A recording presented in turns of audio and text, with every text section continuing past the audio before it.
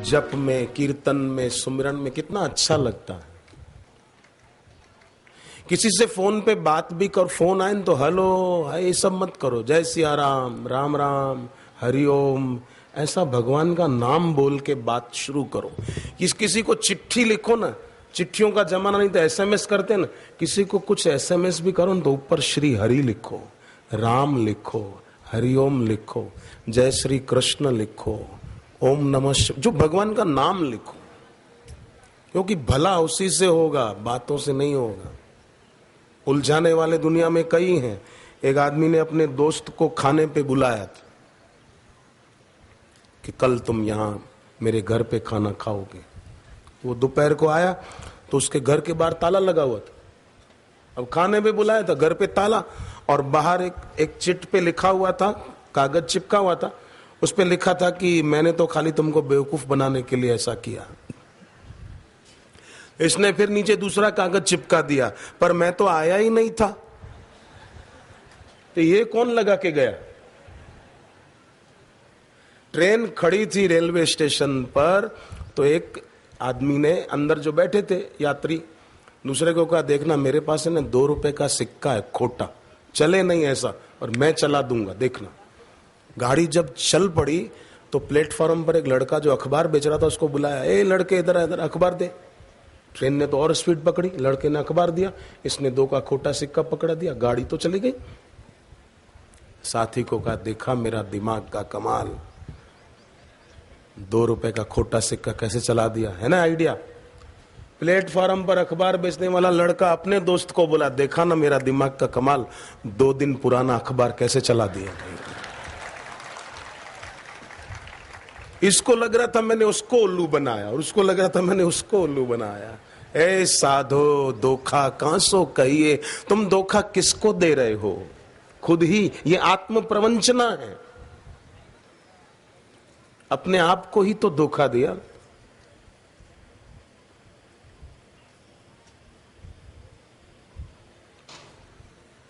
अपनी आयु गंवाई, अपनी जिंदगी गंवाई।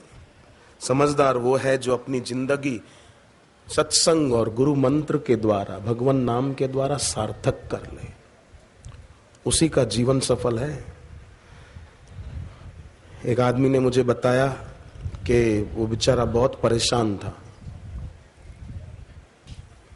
उसकी फैक्ट्री बंद हो गई, मकान बेच देना पड़ा कर्जे के कारण, गाड़ी भी बेच देनी पड़ी कर्जे के कारण। बेचारा सत्संग में आया तो ऑटो रिक्शा के किराए के पैसे भी नहीं थे, पैदल चल के आया था घर से 3-4 किलोमीटर। सत्संग में बैठा, उसको बहुत अच्छा लगा गुरुदेव की वाणी सुनकर। गुरुदेव से फिर दीक्षा भी ले ली आखिरी दिन, और दीक्षा लेके अपनी कमाई शुरू कर दी। तो जप में, प्रार्थना में तो शक्ति है। सबने प्रार्थना की, जय जय सुर नायक जन सुखदायक प्रणत पाल भगवंता, गो द्विज हितकारी जय असुरारी, सिंधु सुता प्रिय कंता, पालन सुर धरणी अद्भुत करणी, मरम न जानई कोई, जो सहज कृपाला दीन दयाला, करऊं अनुग्रह सोई। जय जय अविनाशी सब घटवासी, व्यापक परमानंदा। प्रार्थना में बड़ी शक्ति है, पुकार में बड़ी शक्ति है। हमारे दिल में लगन हो, बस उत्साह। कई लोग निराश बहुत हो जाते हैं, क्या करें हमारा तो भाग्य ही खराब है, हमारा भाग्य साथ नहीं दे रहा। नहीं नहीं, तुम अपने आप को साथ नहीं दे रहे हो, भाग्य उसको साथ देता है जो अपने आप को साथ देता है। क्या करें मेरे भाग्य में सुख लिखा ही नहीं है। नहीं,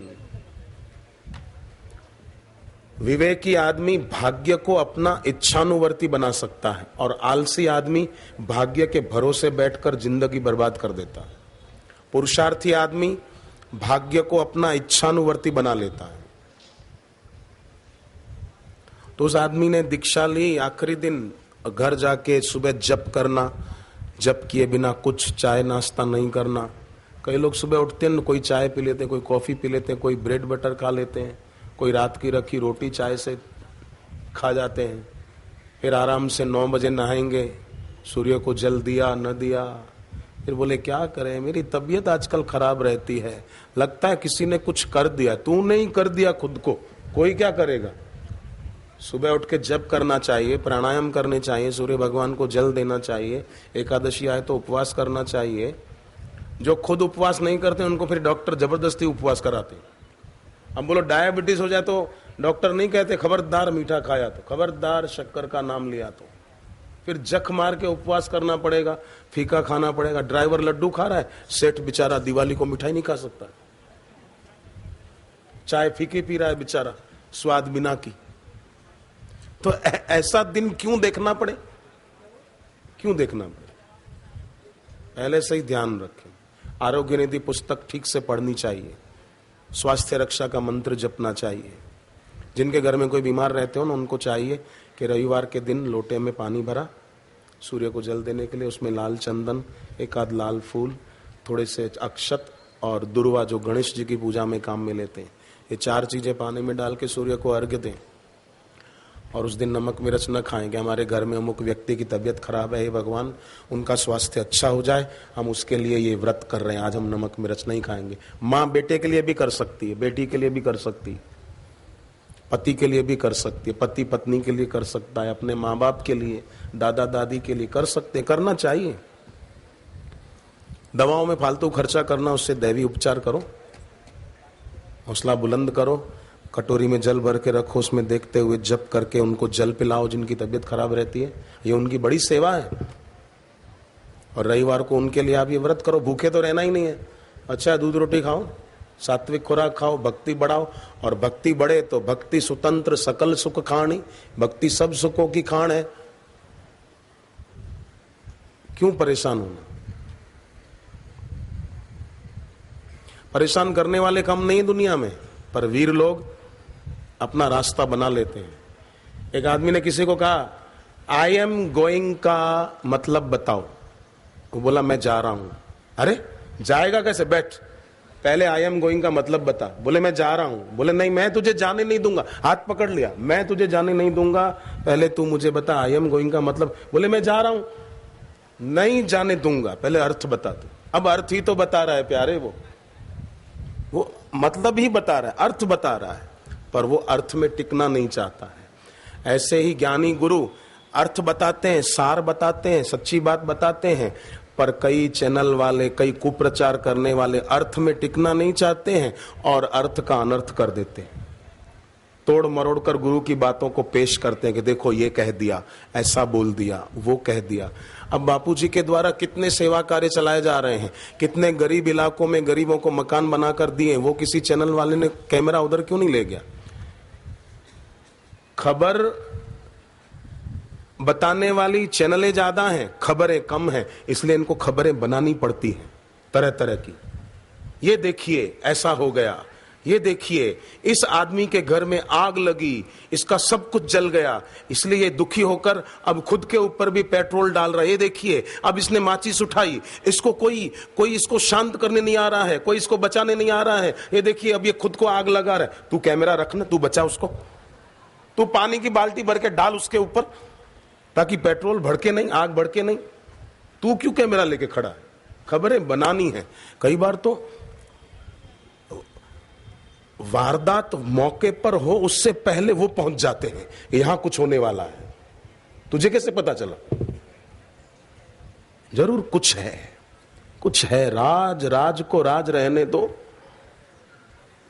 कई बार ऐसा होता है, सच्चे लोगों पर, निर्दोष लोगों पर आरोपों का टोकरा रख दिया जाता है और जो सचमुच में आरोपी हैं वो घूमते रहते हैं। उड़ीसा में लक्ष्मणानंद महाराज की हत्या की गई और उनके 4 शिष्यों को निर्दयता पूर्वक मार डाला गया, गोलियां मारी गई और कुल्हाड़ी लेकर उनके शरीर के टुकड़े कर दिए गए। उन महाराज जी का कोई नहीं बताता टीवी पर कि इन संत को और उनके 5-4 शिष्यों को मार डाला। वो क्यों नहीं दिखाते? क्योंकि उसमें पैसा नहीं मिलेगा ना। टीआरपी बढ़ानी है तो कुछ ऐसा करेंगे जिससे टीआरपी बढ़े। टीआरपी मतलब टेढ़ी राहों का पैसा। कोई बात नहीं, ईश्वर देख रहा है, कहां जाएगा बच के तू। कण कण में बसा प्रभु देख रहा, चाहे पुण्य करो चाहे पाप करो। कण कण में बसा प्रभु देख रहा, चाहे पुण्य करो चाहे पाप करो। कोई उसकी नजर से बच ना सका, कोई उसकी नजर से बच ना सका। चाहे पुण्य करो चाहे पाप करो, चाहे पुण्य करो चाहे पाप करो। तो कोई उसकी नजर से बच ना सका। वो आदमी नासिक में मकान, फैक्ट्री, कार सब बिक गया, फिर भी उसने अपनी श्रद्धा और भक्ति नहीं छोड़ी। सत्संग में आकर दीक्षा लेकर जप तप शुरू कर दिया। तो श्रद्धा पूर्वक जप करना कैसे है? भक्ति सहित मुनि आहुति दीने। दशरथ राजा के यहाँ श्रृंगी ऋषि यज्ञ करवा रहे थे, और यज्ञ में आहुति कैसे डाल रहे थे? भक्ति सहित मुनि आहुति दीने। आहुति डाली पर भक्ति भाव सहित आहुति डाली, और भक्ति भाव सहित आहुति डाली तो क्या हुआ? प्रगटे अग्नि चरु कर लीने। अग्निदेव प्रकट हो गए खीर का पात्र लेकर के।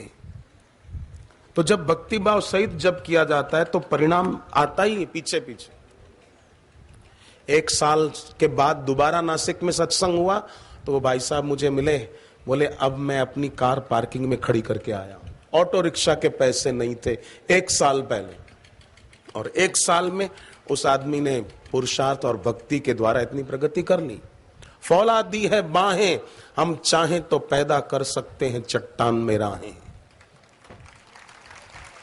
जैसे कोई हमारा अपमान करे तो हमको अच्छा नहीं लगता ना कि इसने हमारे इंसल्ट कर दी, इसने हमारे लिए ऐसा बोल दिया, इसने मेरा अपमान कर दिया। कोई हमारा अपमान करे हमको अच्छा नहीं लगता।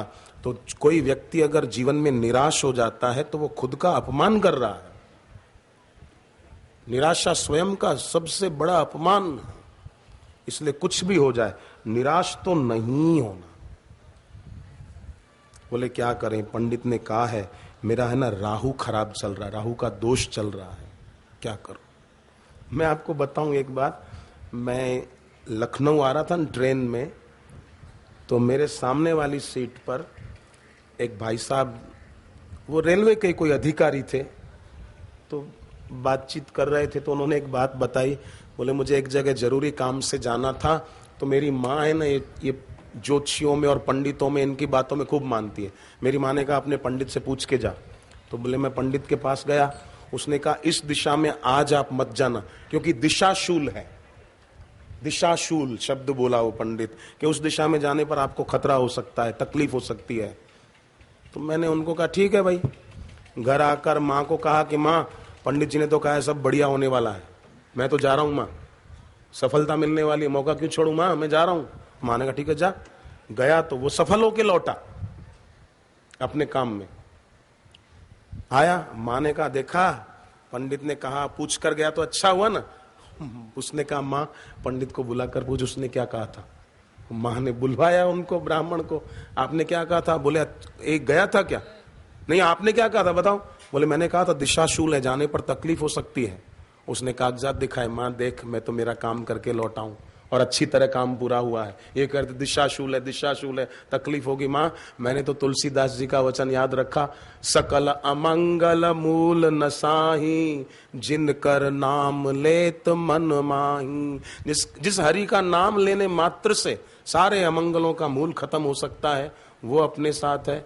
फिर ये हो जाएगा, वो हो जाएगा, ऐसा हो जाएगा। हरिओम तत्सत, बाकी सब गपशप। केवल हिम्मत न हारिए, प्रभु न बिसारिए, हंसते मुस्कुराते हुए जिंदगी गुजारिए। देखो भाई, नदी का शुद्ध पानी एक खड्डे में रह जाए तो गंदगी उत्पन्न करता है, ठीक बात है। गंगा जल बह रहा है, निर्मल है, पवित्र है, पर एक खड्डे में जमा हो गया तो फिर लोग गंगा जल उस खड्डे में से नहीं भरेंगे, गंगा की धारा जो बह रही है वहां से भरेंगे। तो जैसे नदी का शुद्ध पानी खड्डे में आबद्ध होकर गंदगी पैदा करता है, उसी प्रकार हमारा प्रेम अगर वस्तु में और व्यक्ति में आबद्ध हो जाएगा तो मोह, विकार और वासना की गंदगी पैदा करेगा। अगर ईश्वर और सदगुरु के चरणों में हो गया तो यह लोक सुखी परलोक सुखी। हृदय में प्रेम भक्ति की गंगा लहराती रहे तो मन पवित्र रहेगा। मन पवित्र रहेगा तो मन में स्थिरता आएगी, चित्त में प्रसन्नता आएगी, हृदय में निर्भयता आएगी, प्राण शक्ति मजबूत हो जाएगी, बीमारियां दूर रहेंगी, आएगी तो ज्यादा समय टिकेगी नहीं। ये फायदे का काम है, अपन घाटे का काम क्यों करें?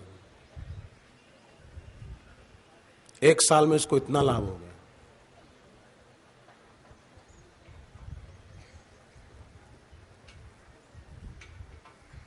तो भगवान और भगवत प्राप्त गुरु वो ये नहीं देखते कि आदमी गरीब है कि अमीर है, वो तो देखते हैं कि आया है ना, बस आया है तो इसका कल्याण होना चाहिए, उसका मंगल होके ही रहता है। शरणागत की रक्षा होती है। और तुलसीदास जी ने तो कितना कुछ कहा विनय पत्रिका में, तात मात गुरु सखा तू सब विधि तू मेरो, मेरी माँ भी तू, मेरा पिता भी तू, मेरा गुरु भी तू, हे हरि मेरा मित्र भी तू, तू सब विधि हितु मेरो, मेरा हर तरह से भला चाहने वाला एक तू ही है, हर तरह से। तो ही मोहे नाते अनेक मानिए जो भावे, ज्यों त्यों तुलसी कृपालु चरण शरण पावे। मैं किसी भी तरह तेरी शरण चाहता हूं, तू मेरा दाता है, दीन को दयालु दानी दूसरो न को। तेरे जैसा दीनों पर दया करने वाला दयालु और कोई नहीं है, दूसरो न को। तू गरीब को निवाज हो गरीब तेरो, बारक कहिए कृपालु तुलसीदास मेरो। हे भगवान, एक बार तू कह दे कि तुलसीदास मेरा है, बारक कहिए कृपालु तुलसीदास मेरो। कितनी तुलसीदास जी की भावना थी।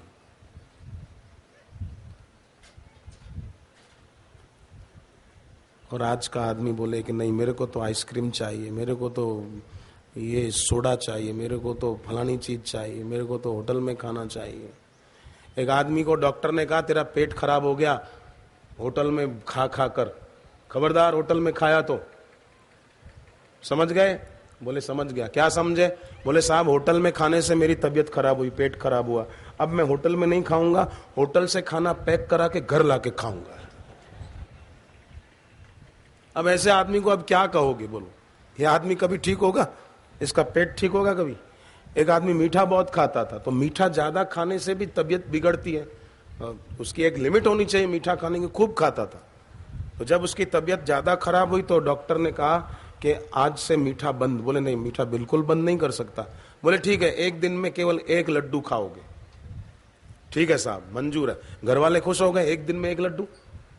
दिन के 10-12 खा जाता है, सुबह भी खा जाए, 2-3 दिन को खा जाए, रात को खा जाए, एक दिन में एक। बोले हाँ एक, मंजूर डॉक्टर साहब, मंजूर।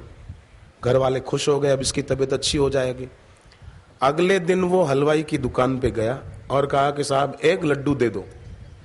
बोले एक लड्डू कैसे? बोले हाँ, डॉक्टर ने मना किया है कि एक दिन में एक लड्डू ही खाना, तो मेरे को एक लड्डू दो। बोले अब एक लड्डू का क्या हिसाब करे? बोले एक लड्डू दो, पर 1 किलो का एक लड्डू, एक बड़ा शाही लड्डू, 1 किलो का एक ही। अब ऐसे आदमी को आप क्या कहोगे? बोलो, कहो तो माने नहीं, मनमानी करो तो हानि कोई बाकी नहीं रहती।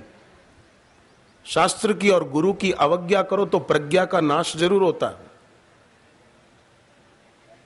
और जो कहा माने तो ये लोक सुखी परलोक सुखी। एक आदमी को संतान नहीं थी, शिक्षक थे वो, उनकी पत्नी भी शिक्षिका थी। 16 साल बीत गए थे। गुरुदेव ने कहा कोई दवाई मत खाओ, जप करो बस। शिविर में आए, जप किया, संतान प्राप्ति का मंत्र गुरुदेव ने दिया। पहली संतान बेटी हुई, दूसरी संतान बेटा हुआ।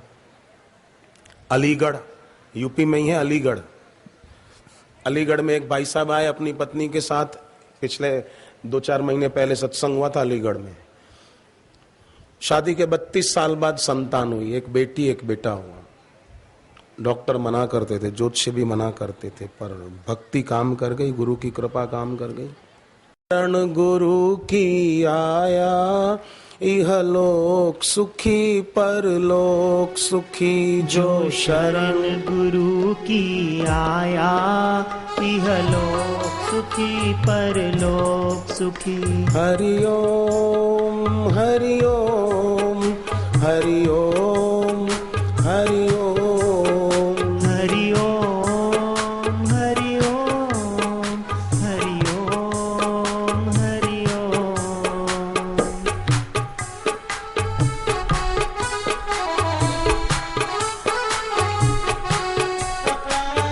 मुक्ति का आधार गुरु है, मुक्ति का आधार गुरु है। करते भव से पार गुरु है, करते भव से पार गुरु है। गुरु चरणों में मन को लगाया, इहलोक सुखी परलोक सुखी। गुरु चरणों को मन में लगाया, इहलोक सुखी परलोक सुखी। इहलोक सुखी परलोक सुखी।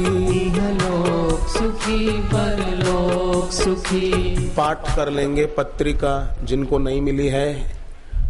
संत मिलन रास्ते में कुछ अपहरणकर्ताओं ने बच्चे का अपहरण कर लिया, शहर से दूर उनका जो अड्डा था वहां ले गए। सोचने लगे कि फिरौती में लाखों रुपए मांगेंगे इसके बाप से। लड़के के हाथ में घड़ी पहनी हुई थी, घड़ी में गुरुदेव की तस्वीर थी। वो सिर पर लगाकर लड़का बापू बापू बापू पुकार रहा। निर्दोष बच्चा, और गहराई से पुकार उठी। निश्चल हृदय की पुकार कभी निष्फल नहीं होती, वो स्वीकार होती है।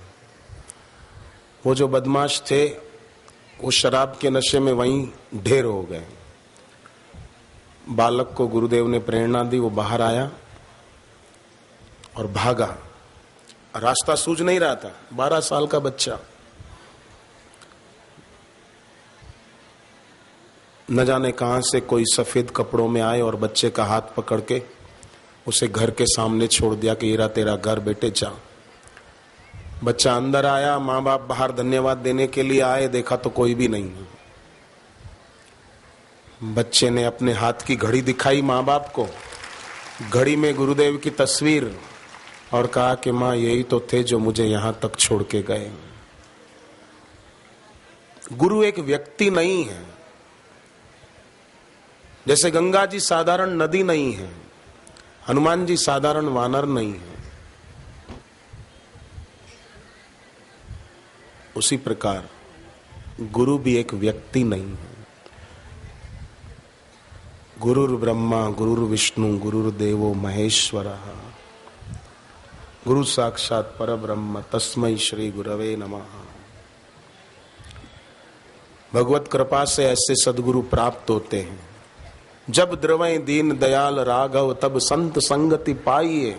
जही दरस परस समागमादिक पाप राशि नसाइए। जिनके दर्शन से, सत्संग से, हरिनाम की दीक्षा से पाप राशि नसाई।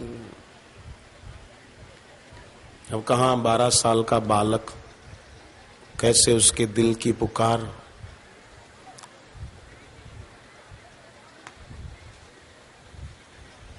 कितना काम कर गए। इसलिए तुलसीदास जी कहते हैं, जागी त्यागी मूढ़ता अनुराग श्री हरे।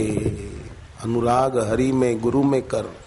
जागे, त्यागे अपनी मूढ़ता को, करी विचार तजी विकार, भज उदार रामचंद्र।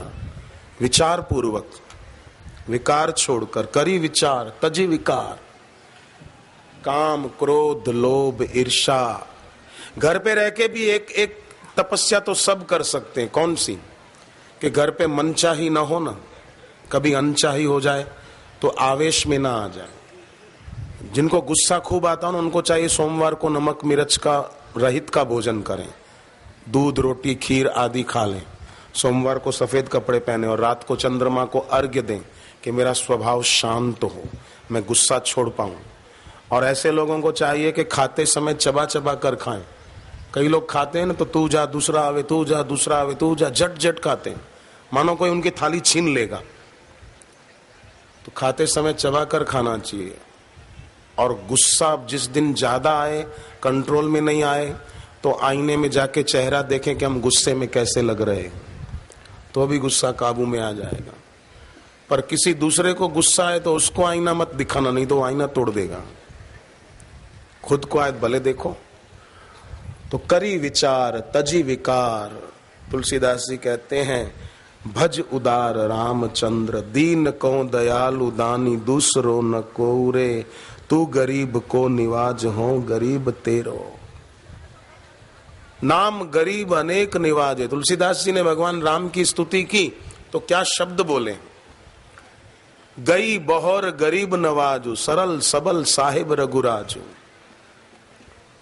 राम सुकंठ विभीषण दो, राखे शरण जान सब को, पर नाम गरीब अनेक निवाजे, लोक वेद बर विरुद्ध विराजे।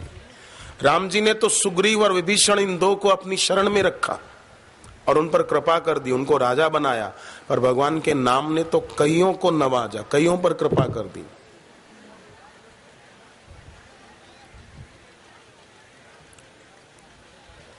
गुजरात में सुरेंद्र नगर शहर है एक, अहमदाबाद और राजकोट के बीच में। वहां एक बहन जो दीक्षा ली हुई थी गुरुदेव से, उसके पति ने नहीं ली थी, तो पति उस पर शंका करता रहता था। किसी ने कान भर दिए और अपनी देवी जैसी पत्नी पे शंका करता था और झगड़ा बढ़ गया। वो गया एक तांत्रिक के पास और कहा कि ऐसा कुछ विद्वेषण मंत्र करो कि मेरी पत्नी मुझे छोड़ के जाए ताकि मैं दूसरी शादी करूं। तो तांत्रिक ने जो कुछ जादू टोना करना था किया, पर कुछ नहीं हुआ। कुछ दिन बाद वो आदमी फिर आया उस तांत्रिक के पास कि भाई क्या हुआ।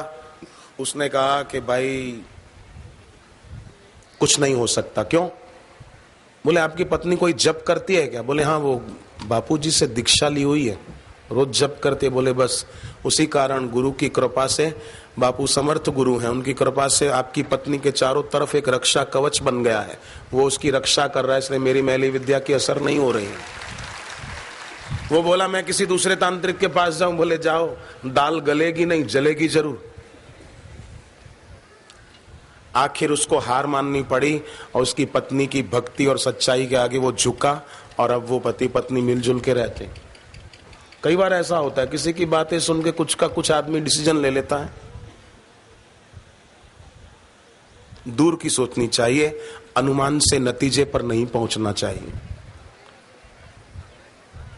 एक आदमी गया मंदिर में, कहा देवता मेरी पत्नी को सद्बुद्धि दो, किसी के भी बातों में आकर मेरे पर शंका करती रहती है, किसी के भी बहकावे में आ जाती है। तो देवता प्रकट हो गए, तेरी पत्नी भी थोड़ी देर पहले यही प्रार्थना करके गई है कि मेरा पति किसी के भी बहकावे में आकर मेरे पर शंका करता रहता है, वो भी यही बोल के गई है। तो उसने कहा आपने क्या सोचा है देवता? देवता ने कहा मैं तुम दोनों के बहकावे में नहीं आने वाला। तो ऐसा ना हो। पति पत्नी गए मंदिर में, प्रार्थना के बाद पत्नी ने पूछा आपने क्या मांगा? पति ने कहा तूने क्या मांगा पहले ये बता। पत्नी बोली मैंने भगवान से 7 जन्म तक अपना साथ मांगा। पति ने कहा मैंने मांगा कि यही 7वां जन्म हो जाए। ऐसा ना हो, द्वेष न हो, परस्पर वैमनस्य न हो, सौमनस्य हो। और वो सत्संग से आएगा, जप से आएगा। पानीपत है ना हरियाणा में, दिल्ली से 80 किलोमीटर दूर, वहां एक भाई साहब राम जी को अपना इष्ट मानते थे और रोज प्रार्थना करते थे राम जी का सुमरण करते हुए। घर में राम मंदिर बना रखा था छोटा सा, और वहां बैठ के रोज भय प्रगट कृपाला दीन दयाला कौशल्या हितकारी हर्षित महतारी मुनि मन हारी अद्भुत रूप विचार। लोचन अभिरामा तन घन श्यामा निज आयुध भुज चारी भूषण बनमाला नयन विशाला शोभा सिंधु खरारी कह दुई कर जोरी स्तुति तोरी केहि विधि करो अनंता माया गुण ज्ञाना तीत अमाना वेद पुराण भनंता करुणा सुख सागर सब गुण आगर जेहि गावहि श्रुति संता सो मम हित लागी जन अनुरागी भयउ प्रगट श्रीकंता ब्रह्मांड निकाया निर्मित माया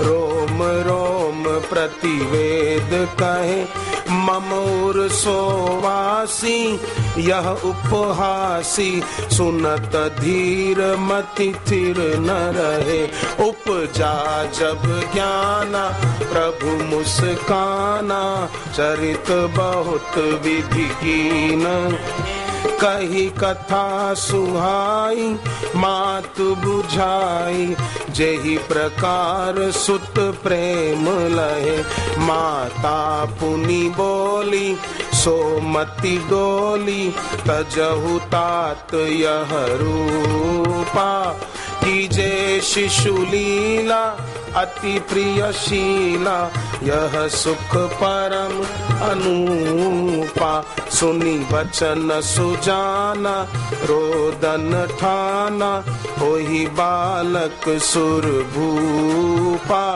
यह चरित जे गावहीं हरि पद पावहीं ते न परहीं भव कूपा भय प्रगट कृपाला दीन दयाला कौशल्या हित का। रोज प्रार्थना करते थे श्री रामचंद्र कृपालु मन आदि सब बोलते थे। एक दिन रामायण की सीरियल में उन्होंने वो दृश्य देखा कि जब भगवान राम अपनी लीला समेट रहे सरयू जी के रास्ते से सबको अपने धाम में ले जा रहे तो इनकी आंख भर आई कि काश मुझे भी कोई सच्चे संत महापुरुष मिलते जो मुझे भी जीने की सही राह और मंजिल तक पहुंचाते राह दिखाकर। अगले ही दिन पता चला कि पानीपत में बापूजी का सत्संग है। पहली बार सत्संग में आए, गुरुदेव की वाणी सुनी तो उनको लगा कि मेरी राम भक्ति जो बचपन से मैं करता आ रहा हूं वो लगता है सफल हो गई, जो मुझे राम जी ने ऐसे संत के चरणों में पहुंचा दिया। फिर सोचा कि मैं तो राम जी को अपना इष्ट मानता हूं, मैं दीक्षा लूं और बापूजी की तरफ से कोई और मंत्र मिल जाए तो। अब बापूजी भी कोई संप्रदाय तो चलाना नहीं चाहते, गुरुदेव तो सबका मंगल चाहते, सबकी उन्नति चाहते। तो शिव जी के उपासक को शिव जी का मंत्र, कृष्ण के उपासक को कृष्ण जी का मंत्र, राम जी के उपासक को राम जी का मंत्र भी मिल जाता है। तो उनकी श्रद्धा तो खूब बड़ी थी। दीक्षा लेने बैठे तो गुरुदेव ने जब उनका इष्ट मंत्र दीक्षा में दिया तो और उनकी श्रद्धा में चार चांद लग गए। संतान नहीं थी, शादी के 9 साल बाद जुड़वा बच्चे हुए, एक बेटा एक बेटी। कैसी बोले गुरुदेव ने हम पर कृपा बरसाई। तो गुरुदेव तो चाहते ही हैं सब सुखी हों, स्वस्थ हों, सम्मानित हों। केवल हम अपनी भक्ति बढ़ाएं। मोह समान आरत नहीं, आरती हर तो सो। आरती हर, मुसीबत हरने वाला आपके समान और कौन है। अमेरिका के शिकागो में प्रवचन था हमारा, तो एक महिला बोली, मैं बचपन से हनुमान जी को अपना आराध्य देव मानती हूं, हनुमान जी की भक्ति करती हूं। हनुमान चालीसा तो दिन में कितनी बार पढ़ लेती थी, याद थी। जैसे आप में से कईयों को याद है, कई भक्तों को। तो वो बोले मैं गाती रहती थी दिन में जब भी मौका मिलता। मनोजवं मारुततुल्यवेगं जितेन्द्रियं बुद्धिमतां वरिष्ठं वातात्मजं वानरयूथमुख्यं श्रीरामदूतं शरणं प्रपद्ये। तो एक दिन मेरी सहेली ने बापूजी के सत्संग की कैसेट दी। समय मिला तो मैं चलाकर सुनने बैठी और कैसेट के कवर पर जो बापूजी की तस्वीर थी उसको देखती रही। तो गुरुदेव की तस्वीर के पास मुझे हनुमान जी के भी दर्शन हो रहे थे। कवर पर छपी हुई नहीं थी पर मुझे हो रहे थे। और हनुमान जी मानो कह रहे थे, बेटी मैं तेरी भक्ति से खुश हूं, मैंने ही ये योग बनाया है कि तू सदगुरु के पास पहुंचे और आत्मज्ञान का सत्संग पाकर इसी जीवन में मुक्ति का अनुभव करे, अपना कल्याण करे। उस बहन को लगा मैं सपना तो नहीं देख रही हूं। कैसेट का कवर रखकर बाहर गई घर से, फिर अंदर आई, फिर कवर हाथ में उठाया तो वही हनुमान जी की तस्वीर, बापूजी की तस्वीर के पास। ये मैं बनावट करके नहीं बोल रहा हूं, मिलावट करके नहीं बोल रहा हूं। जो बात उस बहन ने बताई, पुष्पा उसका नाम, वो बता रहा हूं। दूसरों को मिलावट करके वो बोलता है जो दूसरों को प्रभावित करना चाहता है, और दूसरों को प्रभावित वो करना चाहता है जिसको दूसरों से कुछ लेना है। मुझे आपसे कुछ लेना नहीं है। मैं आपसे कभी कुछ मांगूं, कभी भी कुछ मांगूं तो आप मुझे मेरे बापूजी का शिष्य ही मत मानना।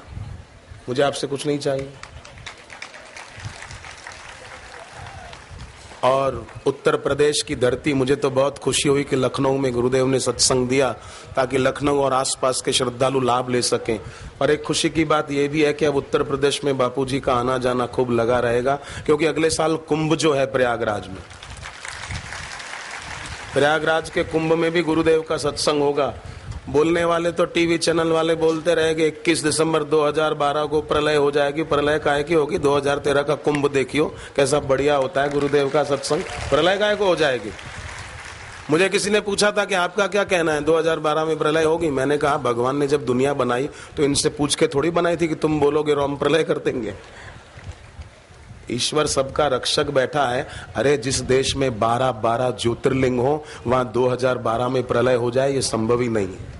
12 ज्योतिर्लिंग जहां है, सौराष्ट्र सोमनाथम च श्रीशैले मल्लिकार्जुनम, और उत्तर प्रदेश में काशी विश्वनाथ महादेव, 12 ज्योतिर्लिंग। जिस देश के लोग 12 अक्षर का नाम ओम नमो भगवते वासुदेवाय जपते हो, वहां 2012 में प्रलय हो जाए संभव ही नहीं है।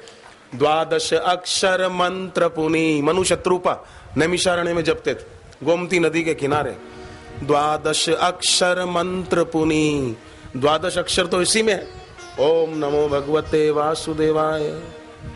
12 अक्षर मंत्र पुनी, जपहि सहित अनुराग, वासुदेव पद पंकरुह, दंपति मन अति लाग। सियावर रामचंद्र की जय, पवन सुत हनुमान की जय, उमापति महादेव की जय। वो पुष्पा बहन बोली कि हनुमान जी फिर दोबारा मुझे दर्शन दे रहे हैं। और ये सत्य है, हम किसी देव की आराधना करते हैं तो हम पर कृपा जरूर करते हैं। अरे रावण और कुंभकर्ण जैसों ने तपस्या की तो उनको देवों ने वरदान दिए, तो कोई भक्त करेगा तो उसको छोड़ देंगे क्या? बोले फिर मैं शिकागो से भारत आई गुरुदेव से दीक्षा लेने। पुण्य है और ईश्वर की कृपा है तो अमेरिका के शिकागो से भारत अहमदाबाद दूर नहीं लगता। और पुण्य न हो, ईश्वर की कृपा न हो तो 2-4 किलोमीटर की दूरी पर ही रहते होंगे, पर सत्संग में नहीं आ सकेंगे। कोई उनको बोले कि चलो सत्संग, बोले नहीं तुम सुनकर आना, मुझे बता देना महाराज जी क्या बोले थे।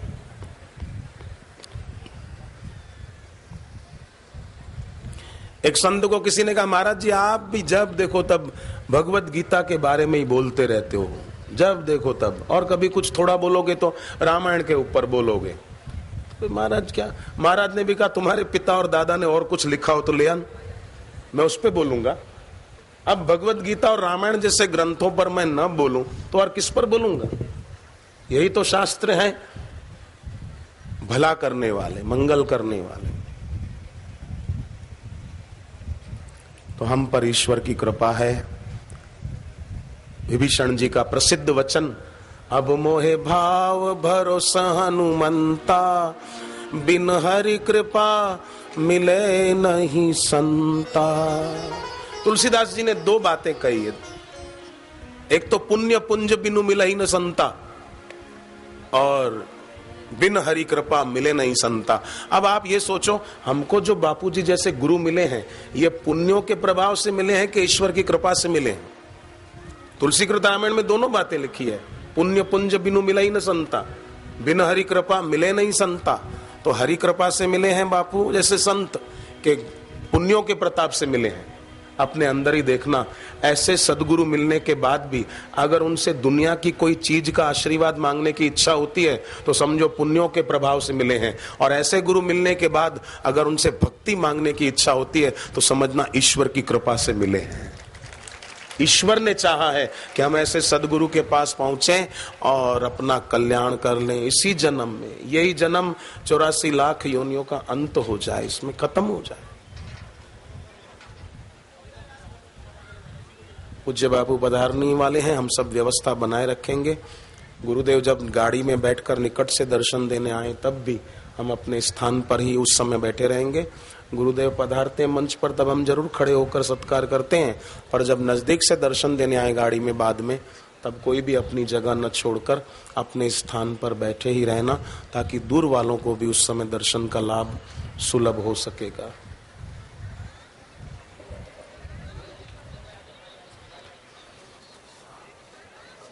हरि ओम।